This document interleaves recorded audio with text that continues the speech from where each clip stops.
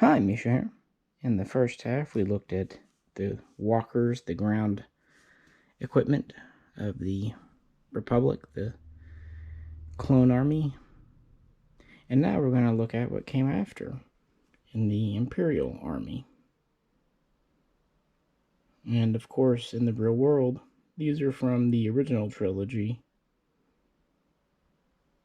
plus a couple of new ones that have come out in recent films. So not as much variety here, as you can imagine, because these were made at a time of practical models, miniatures instead of CGI, and of course on a lower budget. But there's still plenty to talk about. And with that, let's just check and walk right in. Alright, we begin our look at the Empire's walkers with the ATST, All-Terrain Scout Transport, or just Scout Walker, or Chicken Walker if you prefer. This one is very well known now because it was in Episode 6, Return of the Jedi, and as most of you probably know, it was in Episode 5, although only in background shots. But it does come alongside the more armored AT-AT in both films, and has appeared a lot besides. And I have two examples here, the De Agostini model and the titanium model, and both are pretty interesting. So what is the ATST? Well, obviously it was meant to be a scout, and going back to the Clone Wars era, it was actually meant to replace as many as 3 other craft. Quite obviously, the AT-PT, while it still stayed in service, was getting dated. But they took its basic design and they wanted to let it fill the role of the AT-RT and even some of the AT-AP, the artillery, the sniper tank. And so they looked at the AT-PT and they corrected one major shortcoming. Even though the body is the same, they gave the scout the ability to turn its head to target its guns better. They also moved the hatch from the side to the top here, so even if it fell over, you could get in and out still.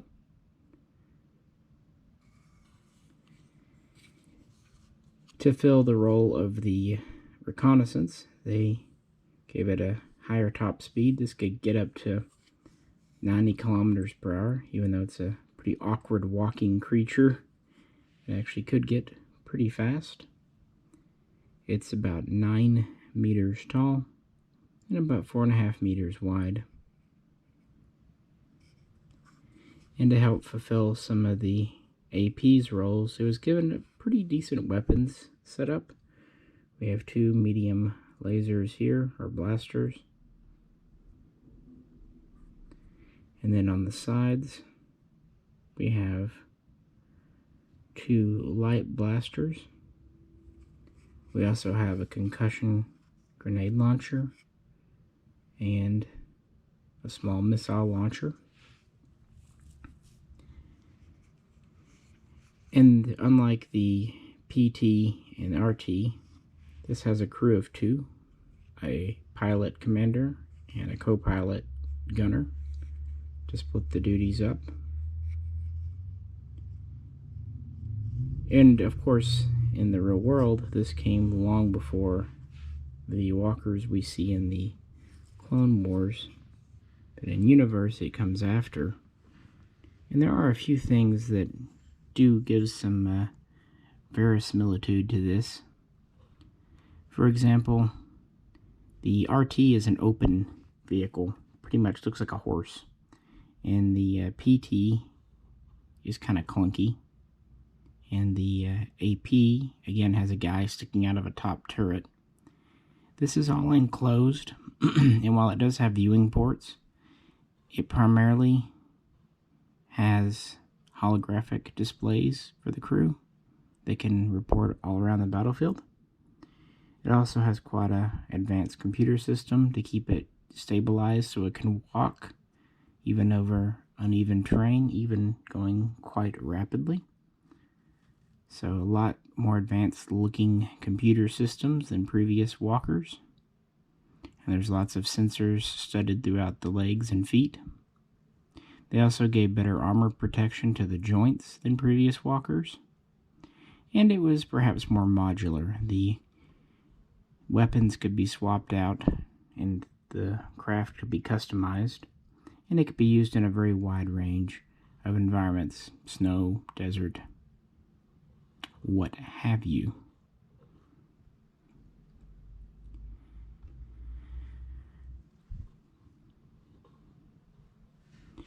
But of course, we all know its failings. It is still, even with the computer support, unstable, and if the computer is knocked out, it's going to fall over. And it can only hold the 2 crew. It can hold a 3rd person if everyone's really chummy, but that's it, so it can't really take troops into battle. This model is kind of neat because it has quite a bit of articulation. Well, not model really, it's a toy, but moves up and down, and the guns move, and they actually have little positions they can lock into. And even the side moves.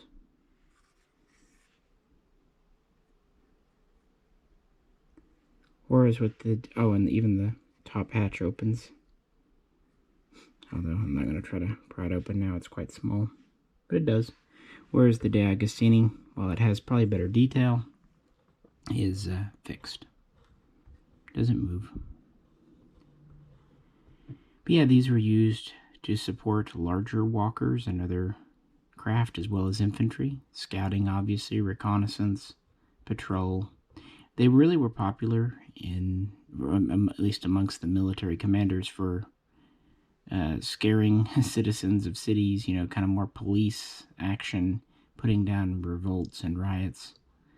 And while you can understand how something like this could be limited against true military might, against civilians, even with improvised weapons, it stands so tall and does have effective enough armor against light things, and is fast enough that it could be pretty terrifying.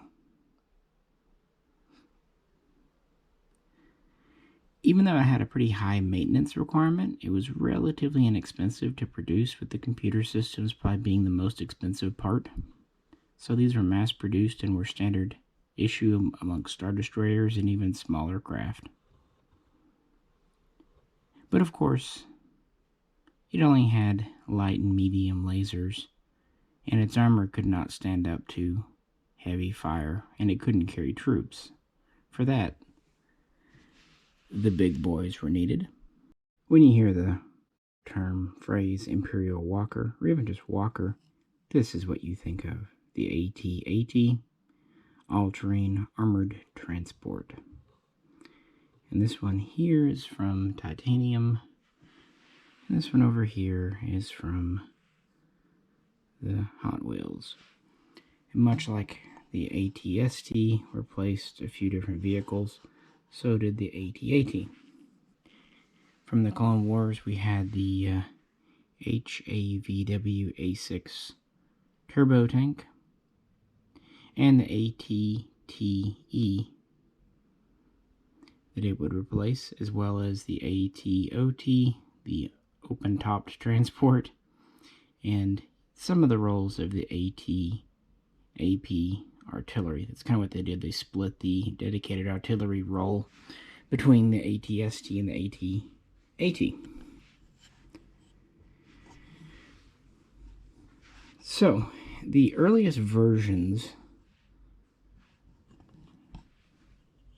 will be worked on towards the end of the Clone Wars. And the version here that we see in Empire Strikes Back was in production 4 or 5 years before the Battle of Yavin. quite a large craft. It is about 20 meters long and 22 meters tall.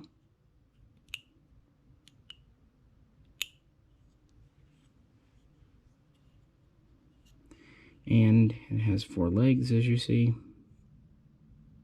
And for the transport role, it can carry up to 40 fully armed troops and an armored compartment. It can also carry 5 speeder bikes for them, as well as heavy ordnance, heavy lasers, heavy blasters. When they're just getting out normally, it would squat down, letting them use the side hatch. There's also emergency exits in the rear and elsewhere on the side, or if they needed to get down in a hurry, they have a bottom hatch they can rappel from. In the front here with this head, we have the artillery part. We have 2 heavy laser cannon and 2 medium blasters or lasers, and the head can swivel so the whole body doesn't have to move around to target them. And it too is very well armored. Has a crew of 5. We have the pilot, we have the co-pilot who doubles as gunner, we have the commander, we have the engineer to keep it running, and we have the load master in charge of managing the cargo.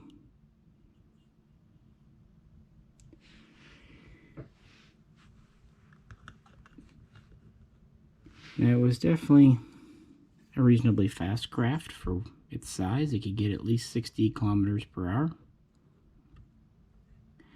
especially considering how much cargo it could carry.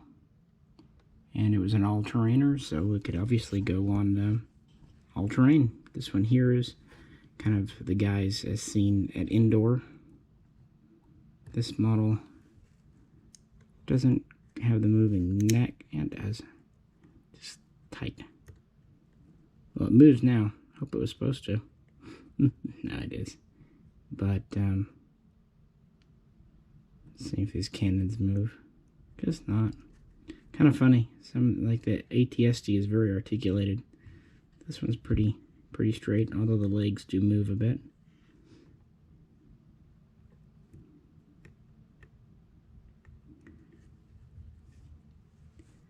This was the primary Walker armored craft. Served as a tank and troop transport. And the armor was very strong, but its weak points were, of course, its legs, which could be tripped up, and also the neck here was weaker because of the flexibility. Interestingly, the old ATTE had 2 compartments with a flexible center. It's like they just split them up, making them more uneven for the AT-AT.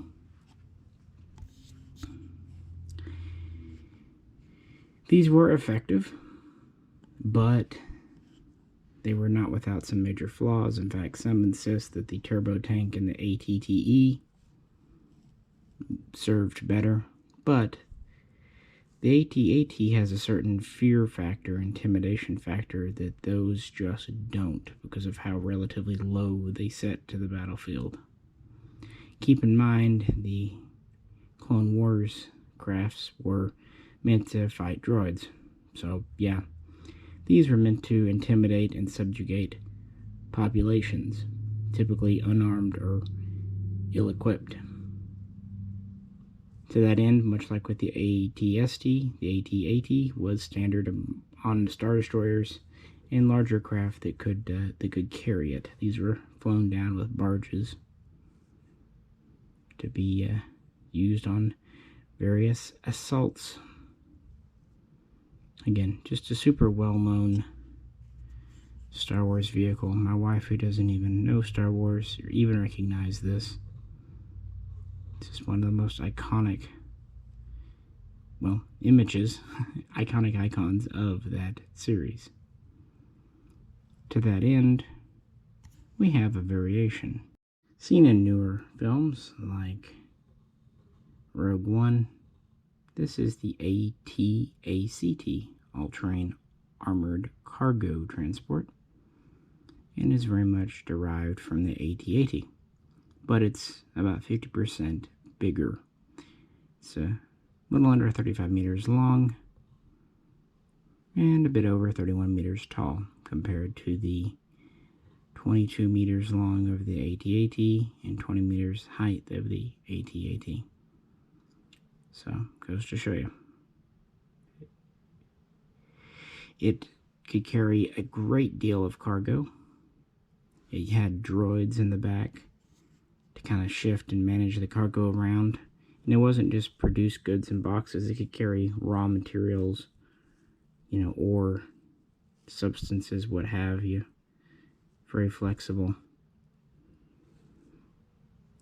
So you mostly use droids as the cargo managers.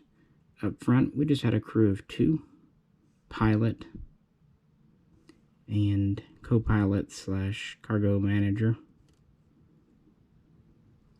This was not a frontline combat craft, far from it, but it did have 2 heavy lasers in the front for defense here, just in case. You might also think lasers could be used for mining or other more construction-oriented operations, which is true. The neck is a little better protected, and it can carry 10 passengers. One would think these would be probably people going to and from a work site or specialists, what have you, for cargo. It's a little bit slower than the AT-AT, at about 50 kilometers.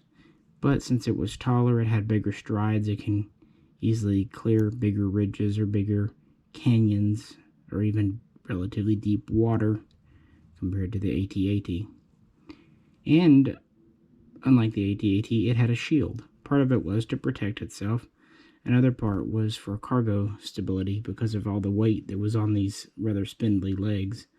They were strengthened and reinforced with a shield. Meaning if the shield went down, so would the ACT. On the other hand, with the shield up, it meant weak points like the neck and the legs really couldn't be directly attacked.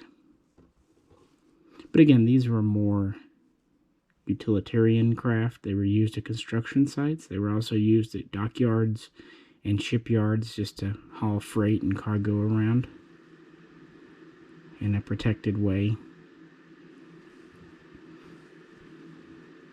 So yeah, just an upscaled AT-AT really. Now if it seems like getting assigned to an AT-AT or AT-ACT or ATS is dangerous or whatnot, no, especially the AT-AT and the ATST crews were the elites, whereas anyone could pilot the ACT. But if the Empire really didn't like you, then you ended up piloting this. Here to make the ATST seem safe, we have the 74Z speeder bike, the Imperial Scout bike. This is a militarized version of the 74Y, which is just a commercial variant, and it's basically an engine, a repulsor lift. I mean, that's it. A little bit of a framework. The military equipment included a medium blaster cannon that could swivel, communications array, terrain mapping sensors, and that's about it. It had a little bit of storage. It could carry enough consumables to provide the trooper with about a day's worth of food and water, basic medical supplies. But the truth is, if he crashed one of these, he wouldn't be needing those medical supplies. He would be paced. The 74Z, depending on the exact model and probably weight of the rider, had a top speed of between 350 and 500 kilometers per hour.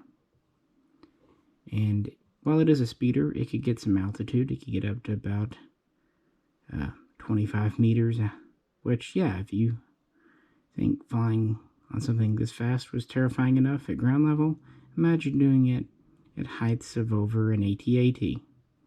That means these can also leave an AT-AT at altitude and kind of come down. But that's fun. Now, the speeder bike was used even back in the Clone Wars alongside things like the AT-RT and AT-PT. So, kind of having an exposed rider is not anything new. And these were seen quite famously at Endor with the quote-unquote elite scout troopers who elitely plowed into trees. Because, yeah, that's fun. Just a little tiny little model here from the titanium series. The bike is metal and the man is plastic or rubber.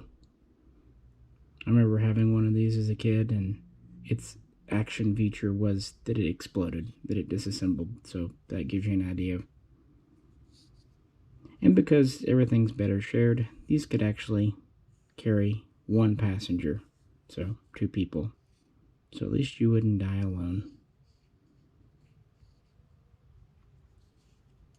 Good news is they're pretty well all-terrain since they hovered above the ground, so they're not going to get stuck in mud. Someone must have liked them because, again, they hung around for a very long time, and they were able to be carried on board things like the AT-AT and other larger ships. During the Clone Wars, they were often launched from drop ships as well. So, yeah, you got demoted to a bike, and in there you complained that it went too fast and too high. No worries, the Empire still had use for you and had just the mount you needed. You can always be a Dewback trooper.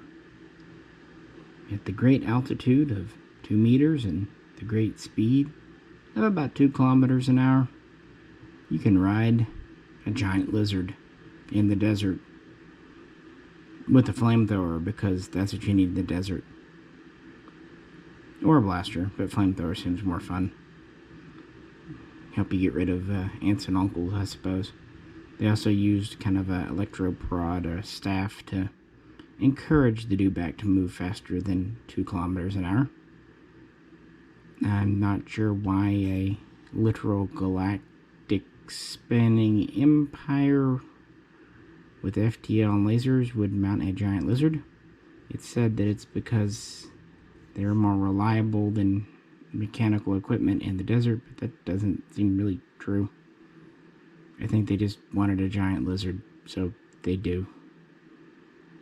But yeah, if a speeder back is too fast for you, and if being in an AT-ST is too exciting, and if being in an AT-AT is too intense, you can ride a Dewback all day in the desert in a planet as far away from the galactic core as humanly possible. So that's an option. This is another one from the Titanium collection. It is a metal Dewback because why not? Hey, it wasn't a New Hope. By the way, the Desert Trooper had special equipment for being in the desert, extra water, air conditioning gear on his back. Otherwise, he would probably cook alive in the armor in about 15 minutes, not even exaggerating. So there are your options for the Empire. And let's have some kind of examination and final thoughts of their walkers. And there we have it. You know, I said with the clone ground forces, they were World War I, early World War II. Well, the Empire, the way the ground battles are portrayed there, are more Vietnam era, Cold War era, maybe late World War II. And that makes sense based on when this was being written and filmed. and even some of the equipment used, from things like helmets and guns. And in the universe, we can say that the ATST and the ATAT were their attempts to have a one-size-fits-all, or maybe two-sizes-fits-all, and that's why they were able to replace so many other vehicles with just these. We can also say that there's more electronics, sensors, software going on, and that's why they were able to go from 6 legs to 4, 3 legs to 2, what have you.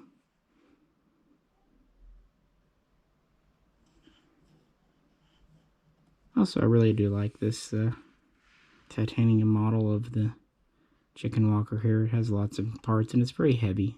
The body and the legs are both metal.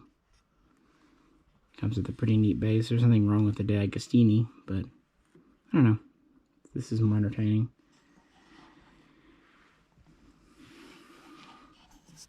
And of course the AT-AT, the Hot Wheels and the titanium are very close to each other in size and whatnot, but I would say the titanium is slightly nicer. But they're both more toy than true professional model. So kind of fun though. Now, in the first video I suggested that George Lucas and all of them, when they did the Clone Wars, they used a lot of imagination, making the clones' craft different and new and fresh, but still very recognizable in the Star Wars universe. With the Disney films, it seems like they're really playing it safe when it comes to the designs. Like the cargo walker here, I'm trying to find a place to put this where he won't fall. On this carpeted surface, it's hard. But things like the AT-ACT, as well as their TIE fighters and their X-Wings, and reusing the Millennium Falcon, they seem to only be changing just a little bit. At least the visuals. Now, I think spec-wise, a lot of things are supposed to be bigger, badder, more advanced, but that seems to be all under the hood. What I'm getting at is the AT-ACT is too similar to the AT-AT. They should have done more. I think truly extending the body, but keeping it at the same height, maybe kind of like a double trailer Mack truck would have been kind of neat with the flexible center. Just something, but they visually they seem to be playing it very safe. I don't know. We'll see it even more when it comes to their starfighters. But at least it does fit in and make a lot of sense with Rogue One and Solo, because they take place during the time of the original trilogy. You get to the time of the sequel trilogy, doesn't make as much sense, but that's a discussion for another day. But yeah, these do seem to reflect more of a Cold War, Vietnam, Afghanistan, if you're in Russia, era of technology. But again, it is steampunk. You don't see a lot of guided ordnance and missiles. It's mostly guns, blasters, what have you. In the real world, that wouldn't be how it happened. But it doesn't have to be real, because it doesn't really matter. Even the most hardcore science fiction are still fantastical. We still don't know how to make FTL or a lot of the stuff in sci-fi, so it doesn't really matter if you're talking if it's 20% believable or 5% believable. It's still a majority made up. So not everything has to be hard science fiction. And I say this liking hard science fiction. Sometimes it's just fun to escape. That's what it is here. And that's, I think, why George Lucas chose the AT-AT over the wheeled vehicle. It's just different. Not better. And I don't think anyone thought it was better. It was just a way to do it differently. In universe, we can make 100 excuses why legs instead of wheels, but the real world explanation was it was interesting and fun to do it. So they did it. Anyway, I appreciate you tuning in to these couple of videos. Hope you enjoyed them. I needed some time to relax, and this is a good prescription for that. As always, if you could, like, share, and subscribe. And please feel free to comment below. This is Misha, and I'll catch you very soon with something else next time.